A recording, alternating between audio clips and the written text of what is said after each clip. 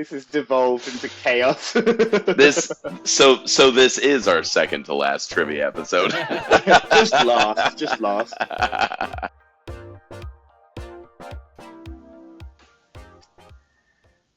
Question number 1.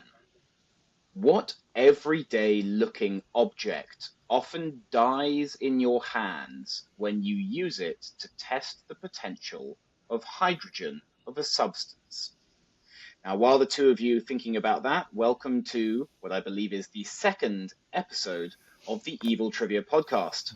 I am Leo and I'm joined by Trevor and Graham. And if you want to play along with the hidden theme round, head on over to patreon.com/eviltrivia, where you can test yourself with these questions and other rounds from Evil Trivia, our trivia night in New York City. Just like at the bar, round 1 is the hidden theme round, where one or more words and every answer is connected by a hidden theme. So Trevor and Graham are going to try and figure that out as we go along and use it to get answers they might have been stuck on earlier. Okay, so do we have any thoughts? Shall I repeat the question for you? I'd hear it again, yeah. I'd hear it again. Okay, so just to repeat the question, what everyday looking object often dies in your hands when you use it to test the potential of hydrogen of a substance? Everyday looking and dies, and it's an object.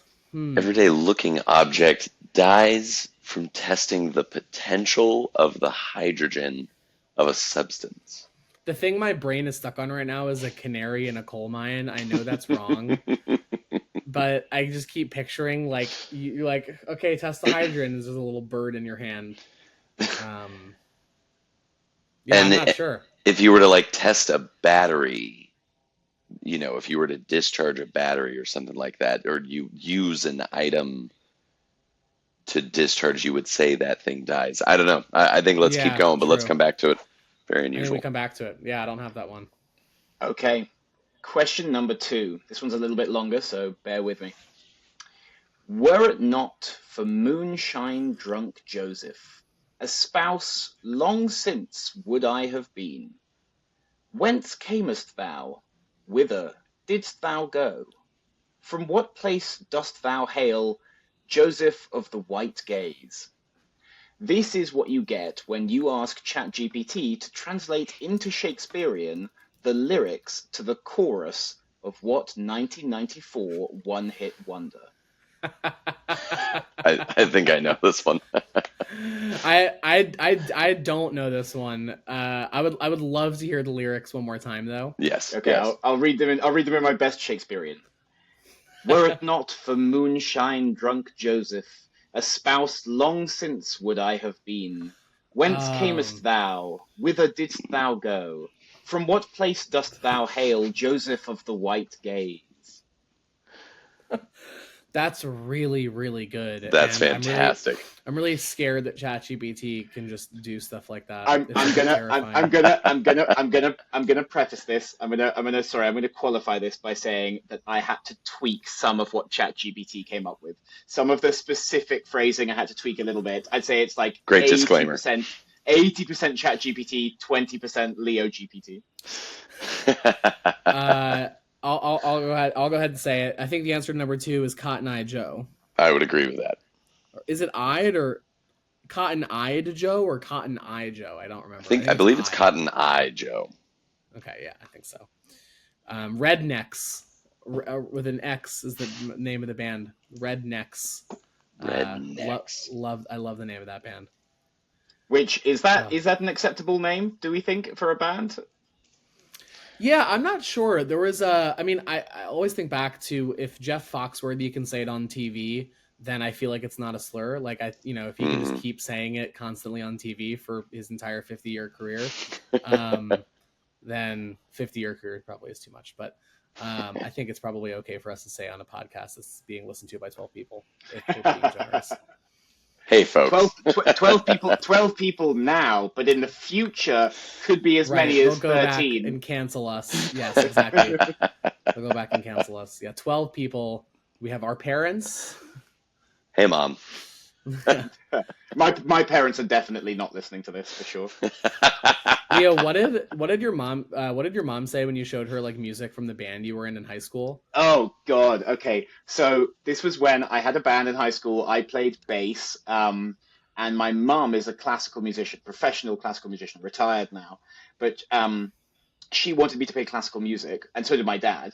And of course, I was terrible at that. Tried violin, tried piano. So eventually, I played guitar, and I got a band, and we recorded some music. And one day, we're in the car, and she lets me be on aux, and I'm playing some music. And then I thought, you know what? Let me slip in the new song that we've recorded, and just get her kind of honest opinion on it.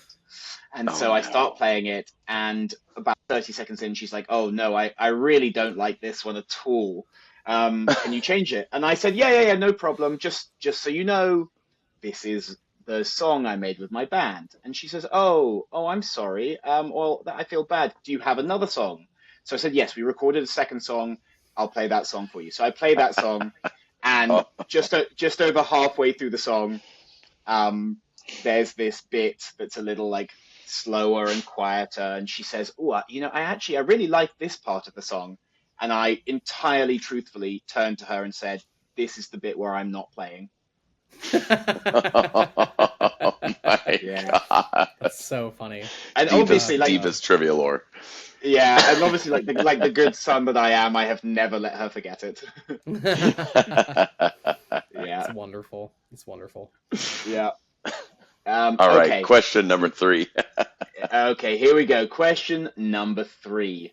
Lenny Kravitz's trousers and Gigi Hadid's corset at the Met Gala in 2022 were both made from the same material. Kim Kardashian also chose it for her face covering in 2021 and both her hat and dress in 2025. What material is it? All I remember about Lenny Kravitz's trousers is, you guys ever see that video where he's like going to play guitar on stage and they split open I and have, and it's his just like, dick whoosh. and balls fall Yeah, out? Can I yeah. say dick and balls? We have no sponsors. His dick and balls fall out. Um, Yeah, we're really pushing the envelope as a podcast by risking saying the words rednecks, dick, and balls. I think balls is fine to say as long as it's not preceded by dick and. That's true. That's true. I mean, I'm guessing leather is the first thing that comes to mind. Trevor, any idea?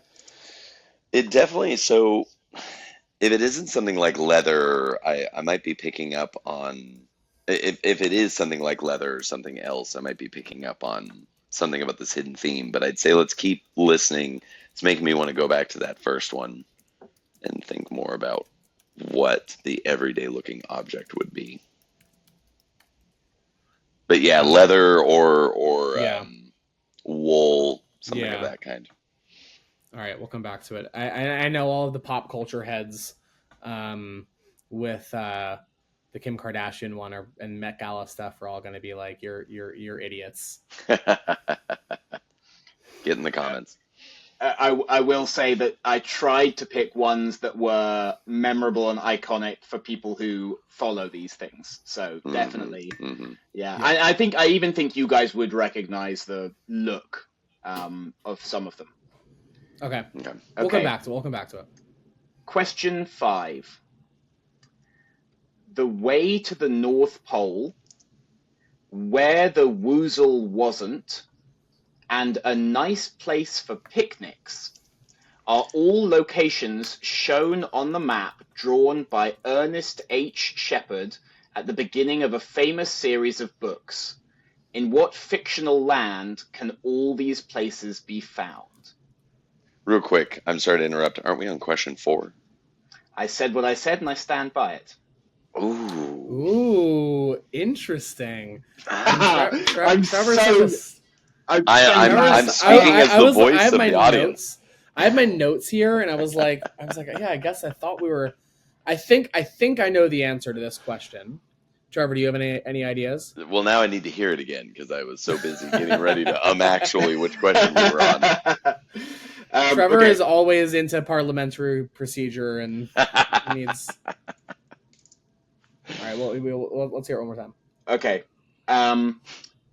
The way to the North Pole, where the woozle wasn't, and a nice place for picnics are all locations shown on the map drawn by Ernest H. Shepard at the beginning of a famous series of books. In what fictional land can all these places be found? So this one I feel fairly good about. Do you have some thoughts on this? Go ahead. My thoughts on this are woozles are a classic character from of Heffalumps and Woozles fame of Winnie the Pooh and the 100-Acre Wood. So that would be my thought, is that that's what this map is of, the 100-Acre Wood. I think you're right, and I had a different way in. The place for picnics is the thing that jogged my memory on Hilarious. Winnie the Pooh. So yeah, 100-Acre Wood for number 5. Interesting. Mm-hmm.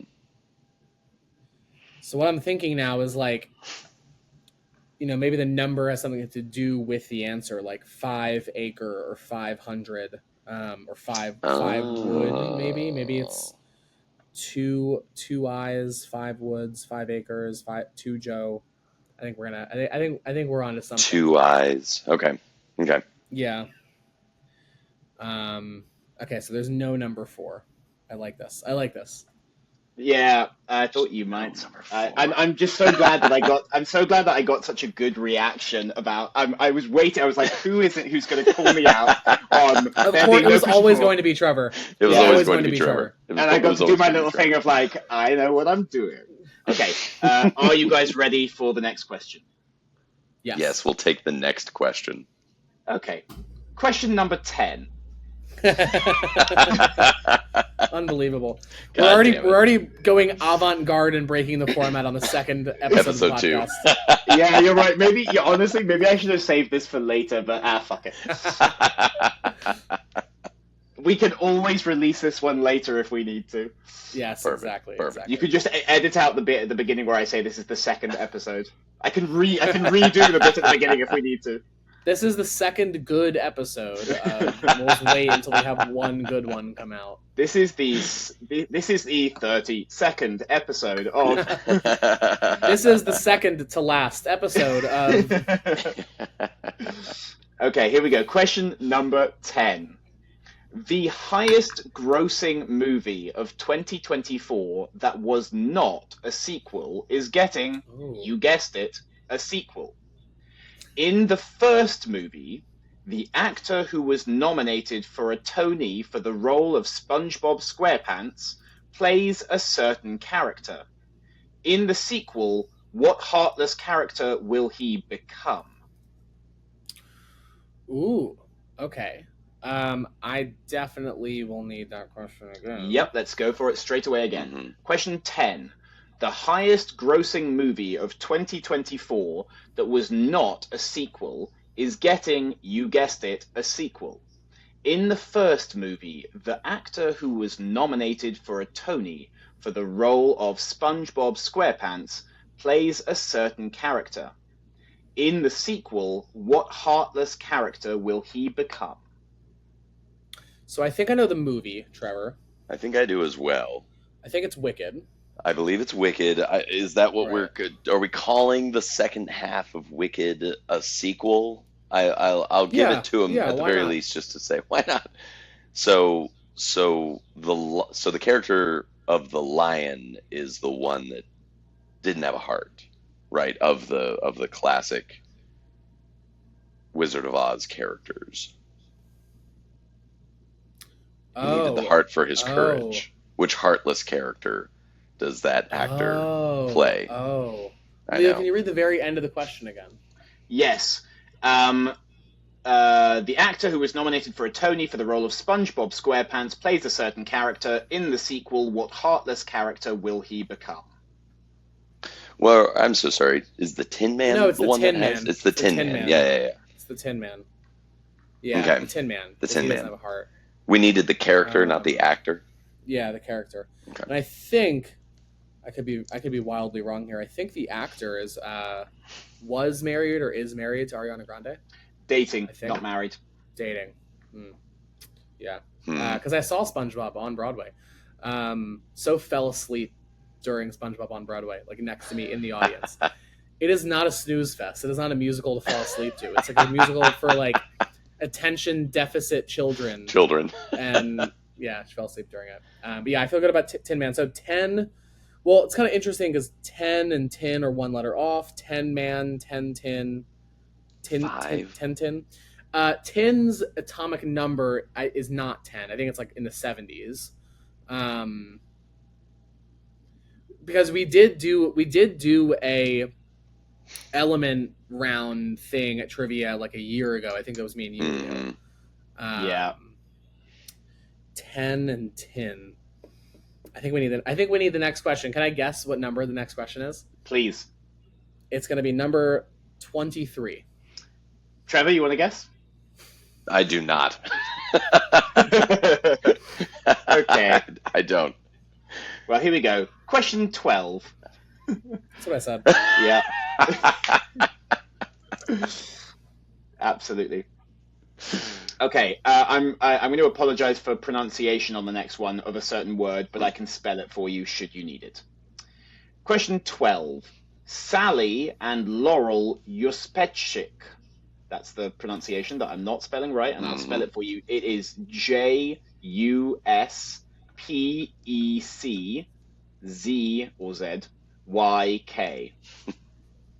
So I'm guessing it's Juspetchik or Juspetchik. I'm not totally sure. It's better than I could have done. Yeah. Sally and Laurel Juspetchik are a mother and daughter who are part of the Minutemen and the Crime Busters, respectively. They both use the same pseudonym. What is it? Interesting. I'll repeat that one more time for you. Yeah. Sally and Laurel Juspetchik are a mother and daughter who are part of the Minutemen and the Crime Busters, respectively. They both use the same pseudonym. What is it? Graham looks like he's got this one. I think I have. Okay, go on. You go first. Well, I'll set you up because because my joke. Yeah. I believe that this is the mother-daughter duo from the graphic novel turned movie turned HBO television series, The Watchmen. I'm trying to think about what. I don't remember the name. You don't remember that? I know. The character. No. My joke was going to be something about Yanny and Laurel, and I'm realizing now that's not a joke. That's more of a premise. But we can edit around this, and then I'll have a joke later. No. This is gold right here, right? This is people. The 12 people who listen to this podcast do it to listen to a work in progress, and I think they also want jokes in progress. I think we should cut out the final jokes and only have the jokes in progress. Only have the premises. Yeah, Yanny and Laurel Juspetchik. Okay. We can think about this. We can get this. Yes. I know she wears like a red suit. Maybe there's like a red in her name. I think it's red. Oh gosh, I don't remember. Oh, I thought they were Scarlet yellow. Witch is from Marvel. Yeah, that's from yellow. Marvel. I think it's yellow. I'm not going to be very helpful, even though I can watch. I thought maybe I don't have it anymore. Oh no, there it is. I can see Watchmen on my shelf. I could just go grab it. Is that cheating? Is it cheating if I have a hardcover? It's a no phones trivia. Yeah, my joke always is like there are teams that are at trivia with their laptops out, like trying to finish up work before trivia starts. I'm like handing out the papers, and I say, "No phone trivia, laptops are fine. Feel free to cheat as much as you want on the laptop. That's totally fine." I don't remember the name of the character for number 12, but I think when we get the theme, we'll do better. Maybe. Question. Okay, question. The next question, I'm afraid you guys are going to hate me for this question. Okay. Oh. You're gonna be like, Leo, there's no way we could know this, so sorry. Question number 15. 2 teams in football's Premier League are named after buildings. One of those buildings, which was 3 times the size of St. Paul's Cathedral, might be considered improperly named because it was in fact made of 293,000 panes of glass and was never used as a royal residence. What is the name of that building and football team? Wow, you both know this. I'm so proud Leo. of you. I'm so proud of you. Leo. What a setup. Oh, what a beautiful setup. gosh, yes. Graham, do you No, want to no, do the honors? Would you like me to? All right, so for all of our three sports ball fans who are listening in and tuning in, you will of course know that this is Crystal Palace. When he started the question, he's like, there are two teams named after buildings. In my head, I was like, okay, one of them is Crystal Palace. Please don't ask about the other one. Exactly. I was like, for the love of God, if it's not Crystal Palace, we're so screwed. This is 15, right? That is question 15. Oh my God, Crystal Palace. Okay, I 15. think I know the theme. I think I know the theme. Let's keep going, but I Ooh. have a good feeling on it. Ooh, I don't think I know it. 15 Yeah. Crystal, 15 Palace. I don't think I know. Do you want to share with the class? I'll share with the class. I believe that this is anniversaries. I believe that these are the materials that you give and get at anniversaries. That makes number one paper. litmus paper, like that you do a litmus test with. Oh, or something like I've that. Never heard that. Where the you number test... one is definitely paper. Oh, and you're testing the hydrogen. You're testing the acidity. It's like pH test paper. pH paper. Yeah. pH strip? Ooh, yeah, like a pH strip, but it's this is litmus, great. Okay, it's a paper litmus test. How many are left? All right. You have one question left if you'd like it. Okay, yeah, let's do it. Okay, let me see if I can guess. Is it going to be 100 or no 50? 50 is gold, or is that 25? Platinum? Yeah. Before you give us the question, Leo, give us the number. 20. 20. Diamond? All right. Let's hear the question. All right, go ahead. The question is Pokemon Diamond. It's a nice, easy question to end off. Question number 20. What country has the largest difference between the number of land borders it has and the number of time zones it has? Ooh, interesting. Number of land borders. So it's either a country that has a lot of time zones and only one land border, or a country that has one. Sorry, or the opposite. Whatever the opposite of the first thing I said was. A bunch of time zones. It's either a bunch of time zones and one land border, very few, or one time zone and a lot of land borders. I mean, I'm just thinking of countries that have like things in their name, like the Ivory Coast, maybe. Like I feel like that doesn't have that many land borders, and I'm sure it's just on one time zone. I mean, maybe it has a lot of land borders. I'm just being an idiot. What are other countries like?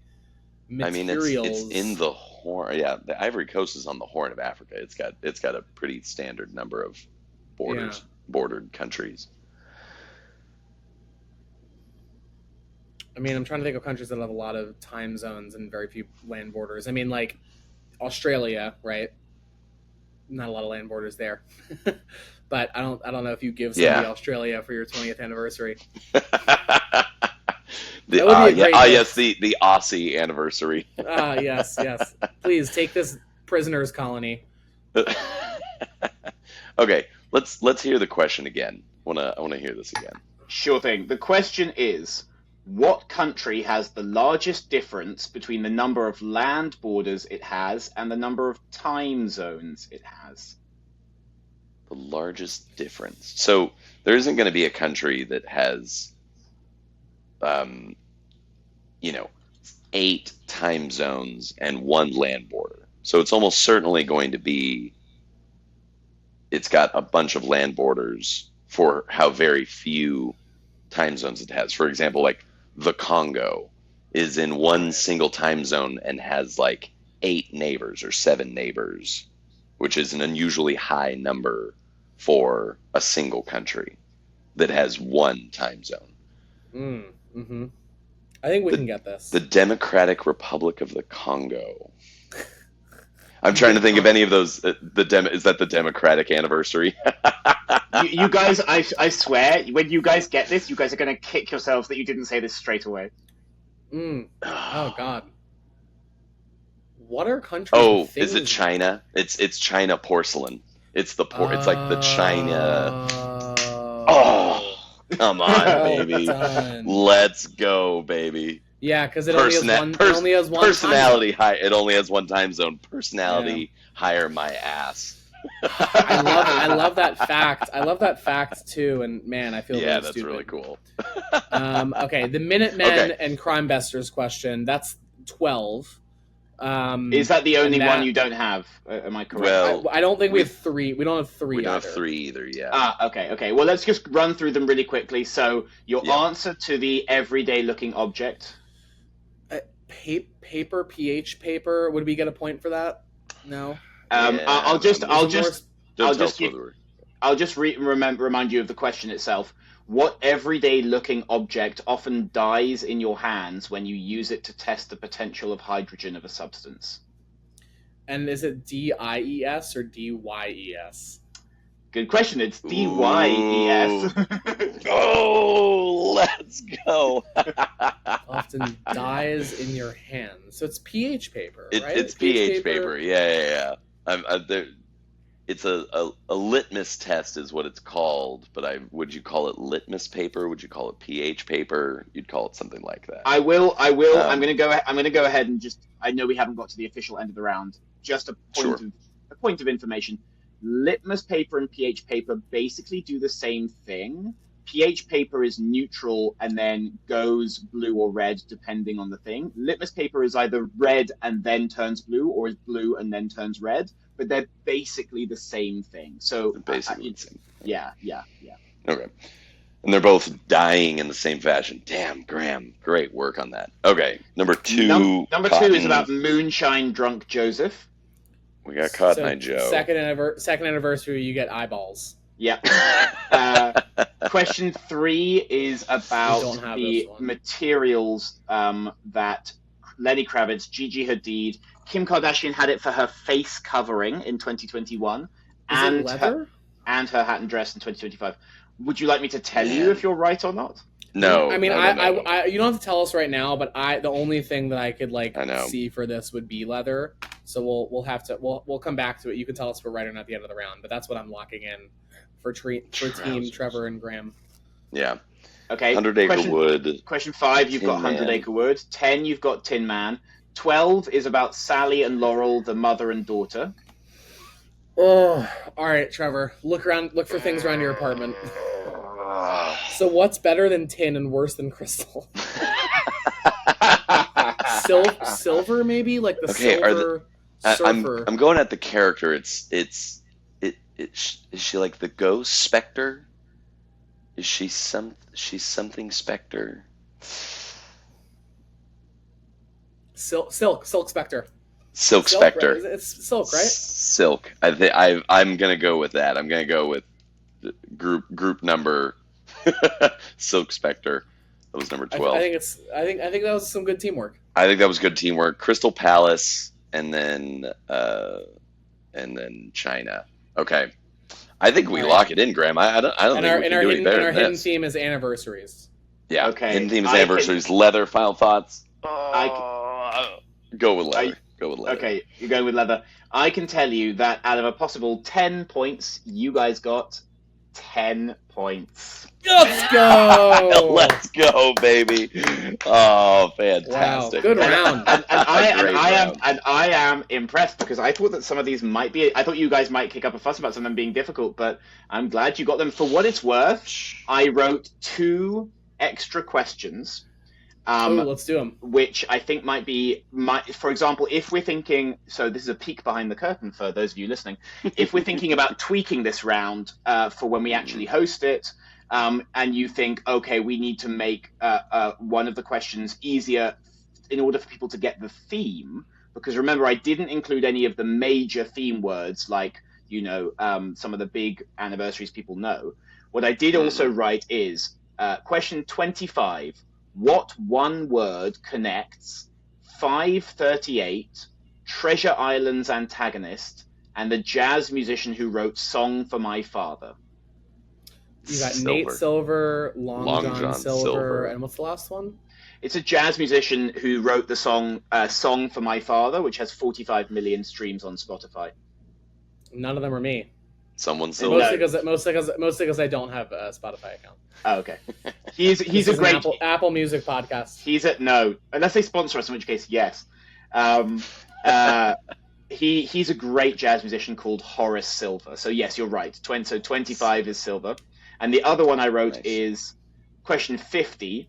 What major mid-19th century event in American history is the etymological origin for phrases like "it'll all pan out," an acid test, and digs, as in nice digs where someone lives? That would be the gold rush, the California gold rush. Yeah, pan out. Yeah. That's where I struggle with that. Yeah, that's where panning out comes from. And obviously they did an acid test to test if it was real gold or not, and digs because the diggings next to where they were became digs, like where someone lives. So if we wanted to do 25 for silver and 50 for gold, we could. But actually, I kind of liked it as it is. So no, I like it too. Yeah, same. Cool. Well done. I'm incredibly impressed. You solved all of my tricky little. Were there any little fun things in there that you didn't spot? No, dies in your hands. You got that little sneaky one. Let's go through them. So litmus paper, the first one, or pH paper.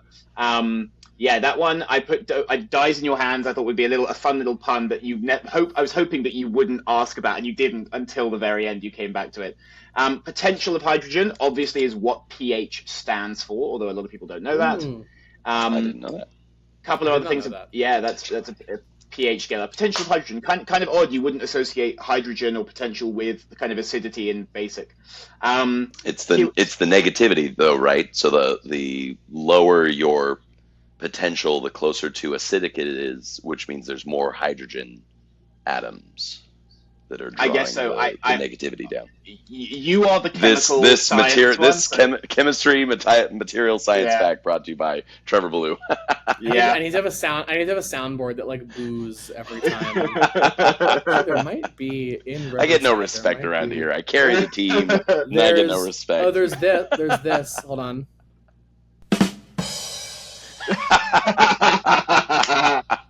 That's so good. Wow. There's no booing, I guess. You don't want negativity. Yeah, no negativity here. Okay, a couple of questions for you about litmus. See if you guys know any of this stuff. Nice basic question. I talked about the color changes. Can you guys remember which color is for acid and which one is for basic? Yellow and blue?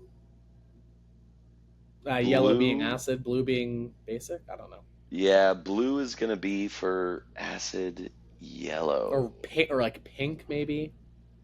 Okay, so you know where I'm getting this from is I was helping my mom learn how to balance the chemicals in her jacuzzi, and I'm trying to remember what the color of is it pink? Is it? I'm so glad you weren't helping your mom making meth or like. God, we're so relatable to the people with our jacuzzis. It's a soft. Leo, I think you're the only one of us whose mom doesn't have a jacuzzi. It's true. Well, I've always said this, that out of the three of us, I am the most, average Joe. Of the people. Yeah. God damn it. We're never going to be able to get rid of that. I'm going to be using that quite a bit. I'm so sorry. You have to do it at the most like awkward moment, like when one of us opens up about our childhood, but you have to do it. You have to do it. Oh no, we've created a monster. Oh, yeah, dear. No, this is, you guys are going to regret this. I'm gonna write to Riverside and ask them to remove it just on Graham's account. Yeah. Can we have parental controls assigned to our account? Or every time he clicks it, it mutes him for 10 seconds. I would be totally fine with that payoff, by the way. It's worth it, honestly.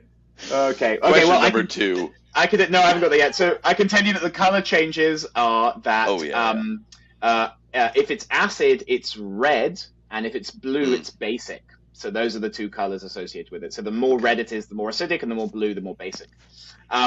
Do you guys know what litmus, as in for litmus paper, where it comes from, what it's made from? Ooh. It's so funny. I've really only ever heard litmus test in like a metaphorical context. Like Mm-hmm. I don't even know if I would associate litmus test with like a physical piece of paper. Thing, yeah. Which is like that's super interesting. No, what it's Yeah. made from, I don't know. I'm assuming it's a piece of paper that's like been soaked in some sort of Treated. chemical, but I don't know what material it comes from. Yeah, so you would think it's kind of chemical, artificial. It's actually just from lichens. There's a certain lichen that basically changes color according to acidity. Huh. And the word litmosi, the MOS part of litmos, is moss because they're moss and lichen. So that's where that comes from, and it's been used since like 1300, give or take. Mm-hmm. I liken that fact a lot. There it is. Mute. How do we boot him entirely from the thing? He owns the production quality. We can't get rid of him. We're hoisted by our own petard. Okay, question 2. So yeah, I basically had to tweak this one, but were it not for Moonshine Drunk Joseph, all of that. Couple of things about Cotton Eye Joe for you.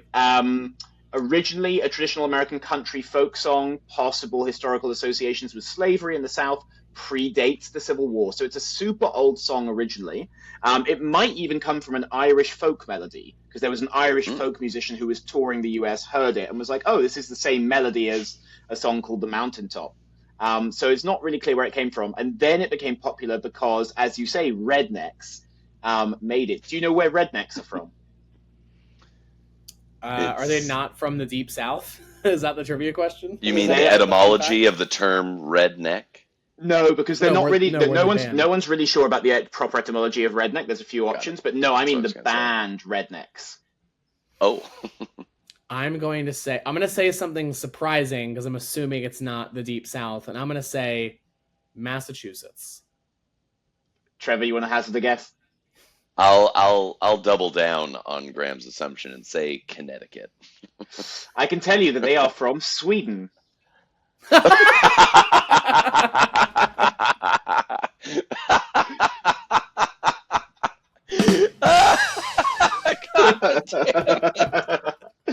But I want you to know. I want you to know. There's some great material on them, and the best thing about them to me is that some of their real names are things like Annika Ljungberg and Kent Olander and Jonas Nilsson. But the stage names are Mary Jo, Bobby Sue, Ken Tacky, Billy Ray, and Mutt. Mutt. Fantastic. That's amazing. Excellent. Oh my god. Sweet. So they're just they're Swedish band, and like all of their songs are like American country inspired songs. It's just wild.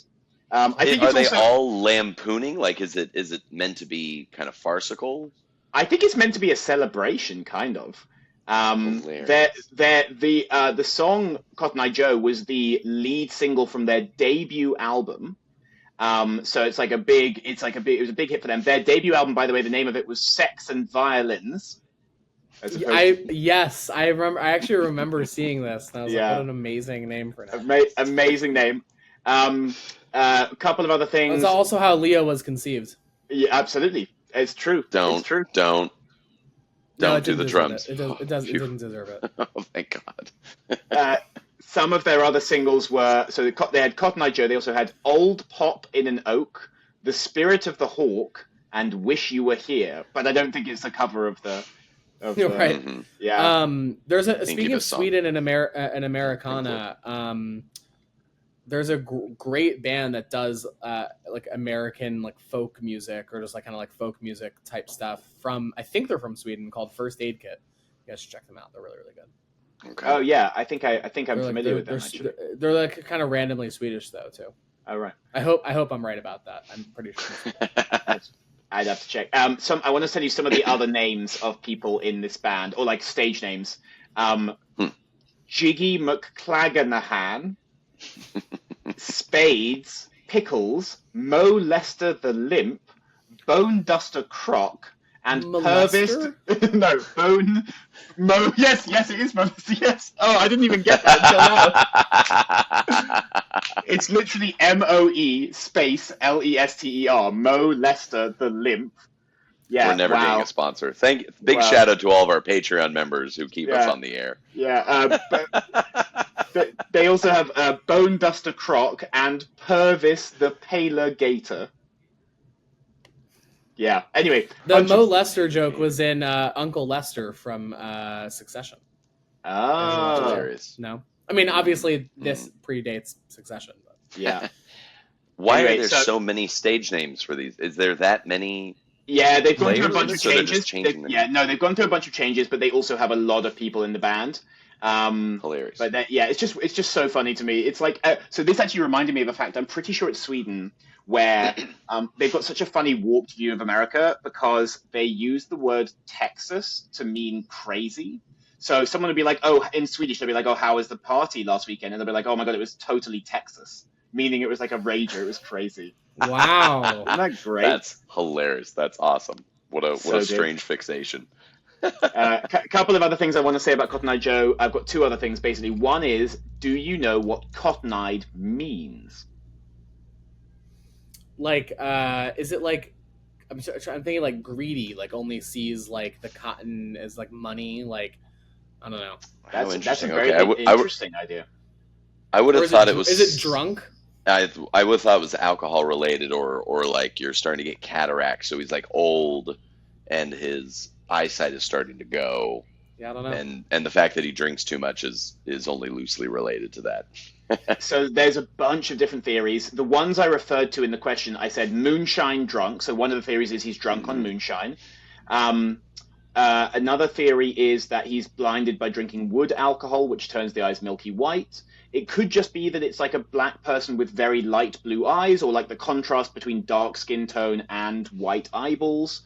It could also be cataracts is another theory. So there's a bunch of theories. They're not totally sure. Okay, so next up we had the question about leather. So maybe you guys don't remember those particular outfits. Gigi Hadid had this like full red catsuit. I didn't say the word catsuit. I figured that might give leather away too much because like what other material is catsuit typically? She had this full like red catsuit. Lenny Kravitz obviously wears a lot of leather trousers. That's typical Lenny Kravitz. Kim Kardashian, Classic. that was the year that she went fully covered from head to toe in leather, including like having a face covering. So she had this like zip mask, kind of like a full zip mask. And then this year she had a hat and dress in leather. I don't have any other. Was I right? Was I right about Lenny Kravitz's Yes. pants that split? Yeah. Were those leather? Was that the thing that was referenced there? No, it's different. That was when he was performing, and it wasn't for the Met Gala. But they may well be leather. Oh, I see. It was his outfit for the Met Gala was okay. It wasn't. Yeah. Yeah. I'm afraid I don't have any other fun trivia about leather unless anyone. I mean, I feel like Trevor probably with the materials would know. Let me tell you about leather. Okay, moving on to the next question. The The next question was about 100 Acre Wood, which you guys nailed. You knew that one straight away. Some of the other places on the map, a lot of them give it away. It's like Pooh Bear's house. But some of the other ones, the sandy pit where Rue plays, which is kind of sweet. An area with big stones and rocks. What else have we got? The 6 pine trees. So there's a floody place, which is quite sweet. They're all extremely adorable. I should have remembered this because one of the first trivias I did at St. Dymphna's was had a visual round that was maps of places. It was like name the media franchise and name the like location, i.e. 100 Acre Wood. Yeah, I should have remembered it from that, but I think we got it. Still got it pretty quickly. You guys got it super quickly. Yeah. I omitted any of the names other than Woozle, but even with Woozle, you guys got it. So if you want to make it harder for the real trivia, you could. Here's Heffalumps and Woozles. This is a personal anecdote. Heffalumps and Woozles was one of my favorite episodes from the old Winnie the Pooh TV show. And for those of you who haven't seen it, it's like Winnie the Pooh like is sleeping or he's having a dream / nightmare, and the Woozles and the Heffalumps are all like different sort of animals that are coming at him, and they're very Dr. Seussian. But I think that early exposure to that kind of trippy environment probably set me down a track to try psychedelic drugs. I think that was early exposure. That Winnie the Pooh was my gateway drug That's to so funny. psilocybin and, and Have other you? things. But I'm recognizing that now. you know the theory about how each member of Winnie the Pooh represents a different drug, right? Do you know about this theory? No. Oh yeah, they're all meant to represent different drugs. Unfortunately I don't have this to hand, so I can't remember all of them. But like Okay. Eeyore is meant to Bonus be material. Eeyore is like whatever the biggest downer is. Like maybe Eeyore's ketamine because it's a tranquilizer, and and Wow. Tigger is It's probably cocaine. heroin. Yeah. Oh yeah, maybe Eeyore's heroin, and then Tigger is Yeah. cocaine, and then Winnie the Pooh is whatever makes you really, maybe weed makes you really hungry because he always likes his honey. Hungry. I Yeah, and he's honestly, so like spacey. yeah, Rabbit is I probably meth because he's yeah. always He's always working and cleaning and fixing things and gardening. I love that. Yeah, so That's so funny. I'll leave it to the listeners to try and figure out which is which. But I do have a question for you on this, which is that there are 10 characters from the original books, and then there's a whole bunch more from the Disney material. Do you think you could name the original character? I mean, I guess I say 10. Heffalumps Yeah. is one of them, so 9 really. Do you guys think you could name those 9? Okay, let's try. Winnie, comma the Pooh. Of Winnie the Pooh fame. the hyphen Pooh. Piglet. Piglet, Christopher Robin. How many is that? That's 3. Tigger. We're Eeyore. up to 5 now. Tigger, Eeyore. Rabbit. You said Rabbit? Is that a character? Rabbit. Just Rabbit. Yeah, Rabbit, Owl, Kanga, and Roo. I don't know how many of these are from the original. I feel confident Kanga and Roo are from the original. I don't know.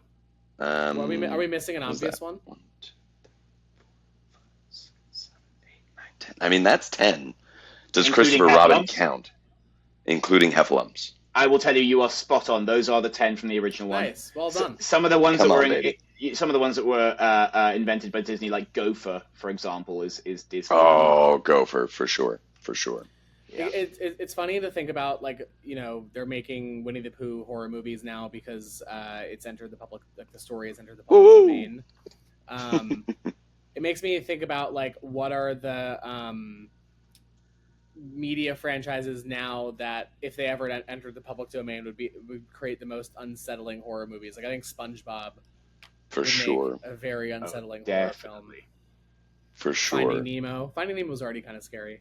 Yeah, that moment, the beginning bit with the what is the fish that takes I it? think it's a barracuda. Yeah. The Barracuda. Yeah. Dora Anyway, the let's- Explorer. Yes. Yes. That's a great cover for a serial killer, by the way. Dora the Explorer could totally be a serial killer, right? For sure. Ooh. For sure. Okay, let's move on. Let's move on to the Tin Man. I don't have a huge amount of material about the Tin Man, but basically, slight spoiler for Wicked Part 2. But yeah, basically, he turns into the Tin Man because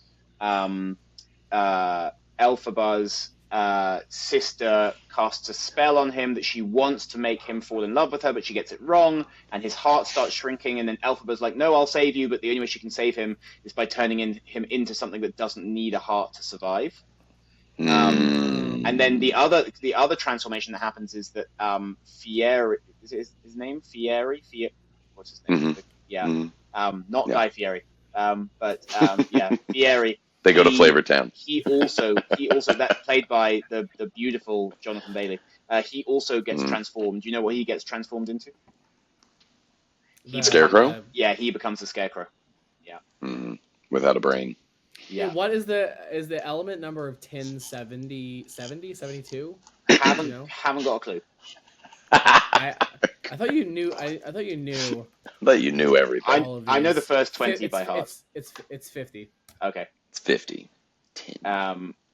But yeah, so that's the Tin Man.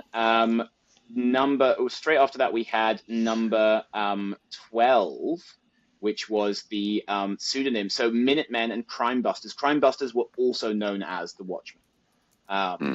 And yeah, it's the mother and daughter who are both called the Silk Spectre. Yeah, it's I probably should look up how to pronounce their family name. And then she does appear in the TV series as well. Hmm. Right? Isn't Yeah. it not Susan Sarandon, but this is really bad podcasting. Me just like It's Jean Smart. Riff. asking open-ended Jean Smart. Thank you. Yeah. Um, It's like, oh, what is this thing again? Say the wrong thing. That's a true trivia podcast. Like, I think the atomic number of tin is 72. I think Susan Sarandon, we should just do a trivia podcast. It's all like, I think this is right, and then we look it up and correct it 5 seconds later. she doesn't wear red though. She wears like yellow and black. Trevor got that right. Yeah. Yeah. Trevor said yellow. Yeah. But yeah, and they have no superpowers. They're just very good gymnasts and hand-to-hand combat. Which I think most of the characters don't even have superpowers. It's really just Dr. Manhattan. Dr. Manhattan. Yeah.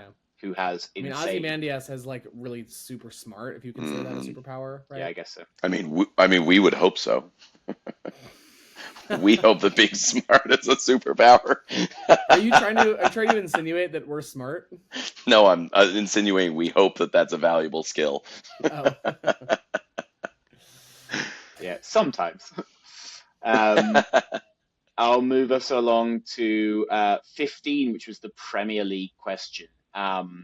This is... Man, am I glad you didn't ask about the other structure-based team. This is my question to you. What is the other Premier League team named after a building? Okay, we might be able to get this. Is it Arsenal? It is. An Arsenal could be a building? Oh, dude, wow! Come on. Well done. It's named after the Woolwich Arsenal, which is kind of like, I guess, a collection of buildings. But yeah, it's literally a military arsenal, and the first. Oh, I'm so sorry. A crowd has amassed. Oh, sorry. Sorry, I'm queuing the drum joke sound back up. There we go. I just needed to cue it back up. So oh my ready god, this is devolved into chaos. So this is our second to last trivia episode. just last. And you know the great thing is I can upload more. Like I can upload custom ones. Perfect. We're gonna have a lot of fun with this. I can't wait for the air This is just what we need. Yeah. Anyway, I'm going to circle us back. So I won't do a bunch of facts about, but yeah, Arsenal, the Woolwich Arsenal. So basically, the first team that formed there was formed of people who worked in the Arsenal, who were like in the army, and then they eventually moved to a different part of London, but they kept their name. And the nickname for Arsenal and their logo is a cannon, so their nickname is the Gunners, which harks back to them being from there. Crystal Palace, named after the Crystal Palace. There's some great material on the Crystal Palace. Let's ask you guys. So did you, how many, panes of glass. I said it was 293,000 panes of glass. How high do you think the ceiling was? In feet. Well, if it was bigger than, what do you say, Royal Albert Hall? It's 3 times as big as St. Paul's Cathedral. St. Paul's Cathedral. So it must have been, well, I mean, maybe it was like more wide than it was tall. Side note, that number would be if we pulled it out, that'd be a great free drink question. I'm going to give you a bunch of great free drink material right now. So the height, the height was, it was 128 feet tall. And bear in mind, It's made only from cast iron and plate glass. So it's absolutely an amazing. And do you know what year it was built? Because this is an amazing a feat for the time. Yeah, it's 1851, so it's quite early, and it was purpose built to be a palace not for people to live in, but to be an exhibition palace for examples of technology that England was creating in the Industrial Revolution. So it was this display space, like the World's Fair kind of a thing. Wow. Exactly. Basically, It was meant to house stuff like that. It was to house the Great Exhibition of 1851, which I think was a precursor to the World's Fair. Visitors at the time were especially astonished by the clear walls and ceilings, and that did not require interior lights, because obviously so many houses at the time you had to have lighting inside, and because it was all glass, it was this amazing thing where it's like, wow, we don't have any lighting in here. Wow. How long do you think it took to build? Give me the year again? 1851. I'm gonna say like 12 years. Yeah, I was going to say like 15. I can tell you it was 39 weeks. No. Yeah, they put it up What? so quickly because again, it's just cast iron and plate glass, so they can just kind of like it's like an IKEA building in a way. Just stack it up. Yeah. Yeah. Wow. And another great fact for you: how much in modern money do you think it cost? I mean, if you keep going to this plate glass and cast iron thing, it can't be that expensive. In modern money, Mm-hmm. is it just cost of materials or cost for the whole project? It doesn't say here specifically. Probably cost for the whole project. Probably the whole project. And you can give it to me in dollars or pounds. I can try and translate. I'm gonna say $2 million. I'm gonna say $100 million. All right, it's in between you guys. It's about $12 million, That's what I which said. is Fair enough. like still incredibly cheap for something three times We're the size one power of 10 off of each other. Yeah. But it's just this amazing building. Now, here's the issue. You can't go and see it today. Do you know what happened to it? Ooh, good question. Someone threw rocks while they were inside of it. Damn it! I was about to make the Do the same drums. exact- Do the drums. You do the goddamn God drums for me. Damn it! God, son of a... Dear. Oh my god. No, what happened to it? It burned down in 1936. How did it burn? Okay, It was just so- metal and glass. There's some really interesting material here. So basically there was an explosion in the women's cloakroom and it caused a small office fire that then quickly grew out of control. But they don't know. They never found out what caused the original explosion. A couple of great facts about this. So they tried to put it out. They knew it was a serious fire pretty quickly. The fire was first noticed by Sir Henry Buckland. Buckland was the manager of the Board of Trustees, I believe. And he was walking his dog near the palace with his daughter, who was named Crystal after the building. Oh no. And they were walking there. They saw the red glow. They realized it was a fire. They called 89 fire engines and over 400 firemen, but they couldn't extinguish it. Within hours, it was destroyed. The glow of the fire was visible across 8 counties. So it's quite far away. Our counties are probably about the same size as your counties. Burning The glass. fire spread pretty quickly, in part because of the dry old timber flooring and the huge quantity of flammable materials in the building. How many people do you think came to the nearby hill just to watch the blaze? The total 50,000. population minus those 400 firefighters. 50,000. Double it. 100,000 people came to watch it, including Winston Churchill. Who said this is the end of an age.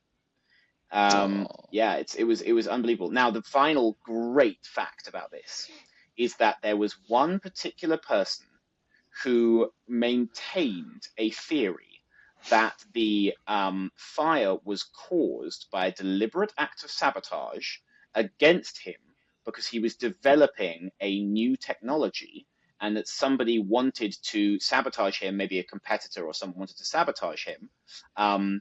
This is an inventor who invented something that has become ubiquitous. Do you have any ideas? So it's absolutely Nikola Tesla, or it's Thomas Edison because he's constantly thinking people are coming after him, except he's the one who's going after other people. Both great ideas, but both of them were America-based much more than England-based. It's an English, or I think actually Scottish inventor. Alexander Graham Bell? Alexander No, Graham I Bell, like the yeah. idea, but no, it's not. Interesting. Does the thing that was invented use electricity? It does. Oh, Yeah. is it the elevator? Is it No, and you both own one. what's his name? We both own one. A jacuzzi? Yes, it was. I will tell you, it was Mr. Jack Uzi, the inventor of the jacuzzi. who also made the Uzi gun. Yeah. Wow. Yeah. Oh my god. Oh gosh, we both own one. Man. Interesting. Oh. It's not a phone. Television. Yes. Is it a television? It's It's television. the television. Yeah. The inventor who of. invented Do the you guys know the television? inventor of the television? Mm-mm. I don't think so. His name is John Logie Baird, and he is a Scottish guy. He invented the television, and he was working on mechanical television experiments in the 1930s. And he claimed, he's said to have claimed that it was a sabotage to stop him from inventing the television, because much he of was his using the much of his work was destroyed in the fire.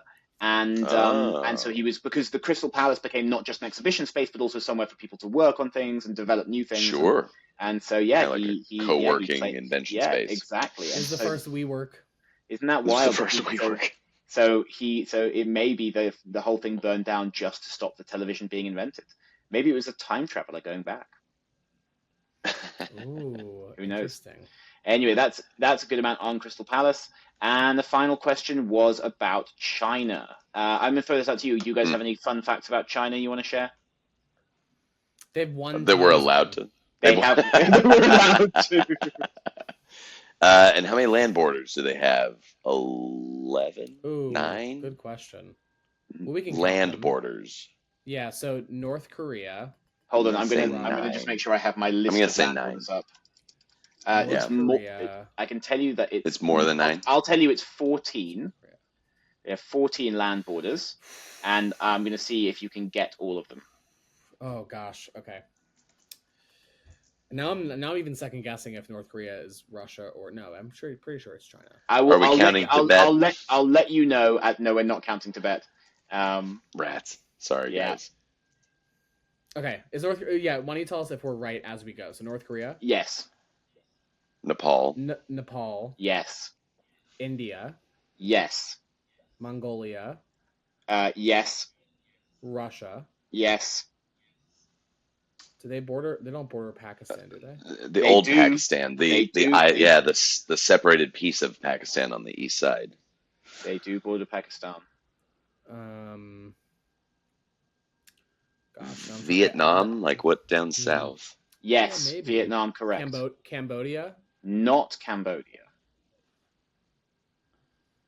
Oh gosh. Mongolia. Did we throw Mongolia said in? Mongolia. Russia. This is gonna be bad podcasting, Leo. Do you want to help us? Yeah, no, Yeah, I'm help us out. gonna say you've got all the obvious ones. You're missing.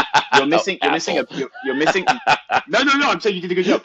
You're missing a couple of slightly less well known ones in Southeast Asia. So there's also Myanmar, Bhutan, and Laos. And then also a bunch of the other stands. So Kazakhstan, Afghanistan, Kyrgyzstan, Tajikistan, and Afghanistan. Exactly. Yeah. But yeah, 14. They have 14, which is the most borders of any country, tied with Russia.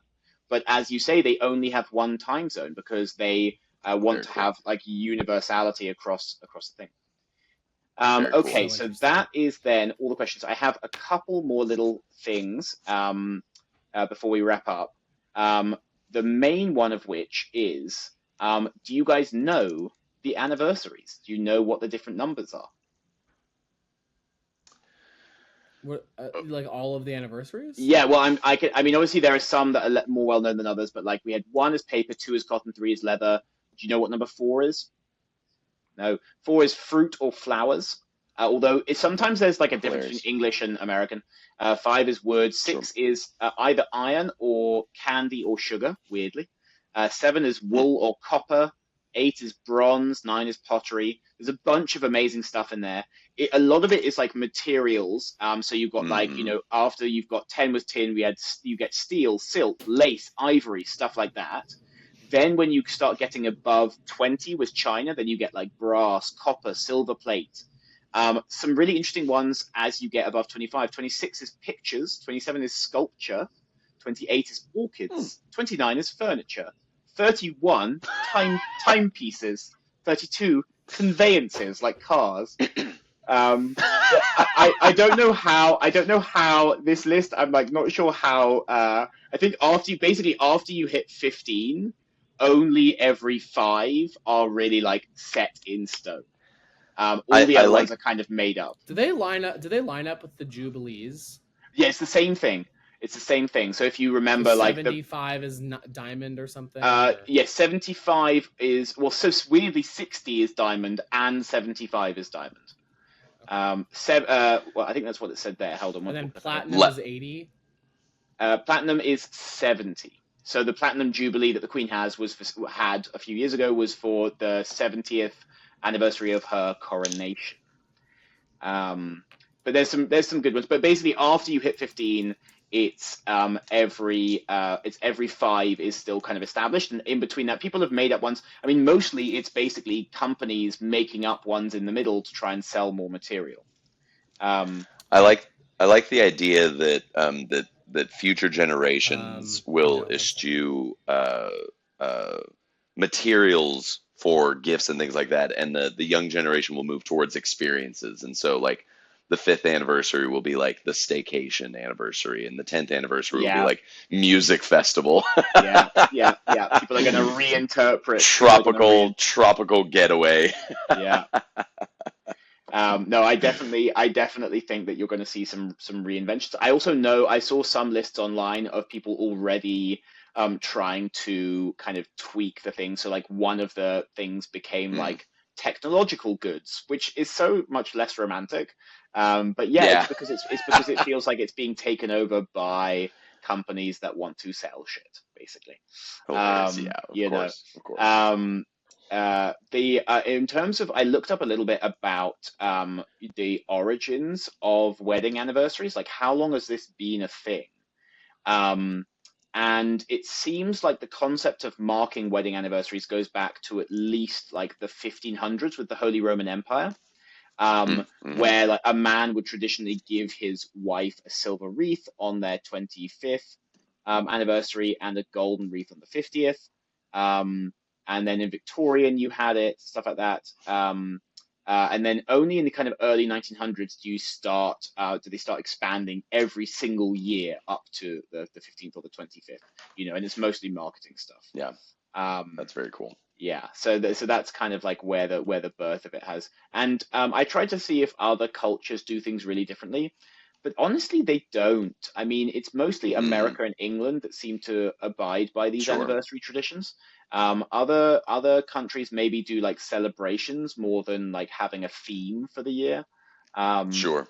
But yeah, that's what I could find. So I have two final things. One of them is how much do you think the recent Jeffrey Bezos wedding cost? Did you see this? I mean, Graham, you work in the news. You should know this. I know. I was gonna say I've seen all the fluff and buzz and I don't think vitriol I've seen a about it. dollar amount. Yeah, but I don't think I've seen a dollar amount. I'm going off Forbes. Yeah, give me a guess.